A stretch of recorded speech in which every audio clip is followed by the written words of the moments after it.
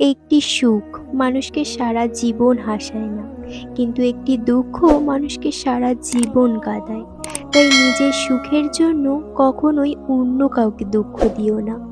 একটা সময় আসবে যখন তুমি বুঝতে পারবে এই জীবনে যারা তোমাকে ফেলে চলে গেছে, তারা চলে যাওয়াতে তোমার মঙ্গলই হয়েছে। লাইফে এমন একজন থাকা দরকার যাকে যে কোনো সময়ে ফোন করে বলা যাবে মনটা ভীষণ খারাপ। পৃথিবীতে প্রত্যেকটা হৃদয়েই কষ্ট আছে, শুধু প্রকাশ করার ধরনটা আলাদা। সুন্দর বলে কিছুই হয় না। তুমি যাকে যত বেশি ভালোবাসবে, ততই তাকে সুন্দর বলে মনে হবে। মানব চরিত্রের একটা মজার দিক হচ্ছে, মানুষ সত্যের চেয়ে মিথ্যেকে সহজে গ্রহণ করে নেয়। একটা মানুষ কখনোই তার প্রিয়জনের ওপর রাগ করে না, যা করে তা হলো অভিমান। আর অভিমান কখনো রাগ থেকে হয় না, হয় কষ্ট থেকে। নিজেকে ভালোবাসো, শুরু থেকে শেষ অবধি। তুমি শুধু তোমার পাশেই থাকবে, বাকি সবাই আসবে যাবে তোমার শ্বাস প্রশ্বাসের মতো। কোনো কিছুকেই বেশি গুরুত্ব দিলে খুব তাড়াতাড়ি শেষ হয়ে যায়। অতিরিক্ত আঘাত পেলে মানুষ শুধু হাসতেই নয়, অনেক সময় কাঁদতেও ভুলে যায়।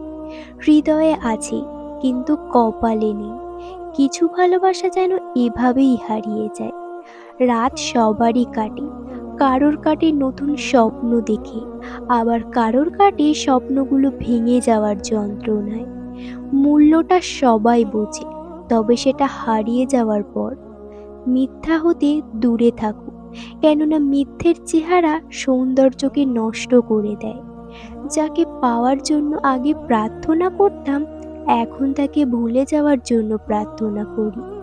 মন খারাপ সবার জন্য হয় না, আর যার জন্য হয় তারাই তো বোঝে না।